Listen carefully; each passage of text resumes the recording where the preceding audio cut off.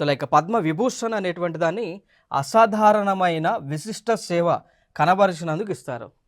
పద్మ భూషణ్ అనేటువంటిది ఏమో ఉన్నత స్థాయి విశిష్ట సేవకు సంబంధించి ఇస్తారు.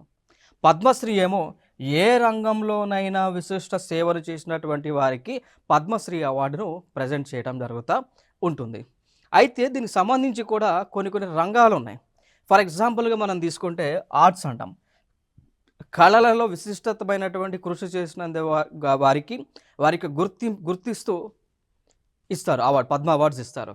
సోషల్ వర్క్ కింద సామాజిక సేవ చేసినందుకు, పబ్లిక్ అఫైర్స్ సంబంధించి, సైన్స్ అండ్ ఇంజనీరింగ్ సంబంధించి, ట్రేడ్ అండ్ ఇండస్ట్రీస్కి సంబంధించి, మెడిసిన్ సంబంధించి, లిటరేచర్ అండ్ ఎడ్యుకేషన్ సంబంధించి, స్పోర్ట్స్ అండ్ సివిల్ సర్వీసెస్ లాంటి రంగాలలో ఎవరైతే విశిష్టతమైనటువంటి కృషి చేసి ఉన్నారో వారి యొక్క కృషిని గుర్తిస్తూ కేంద్ర ప్రభుత్వం ఈ రంగాలలో ఇస్తూ ఉంటుంది పద్మ అవార్డ్స్ని.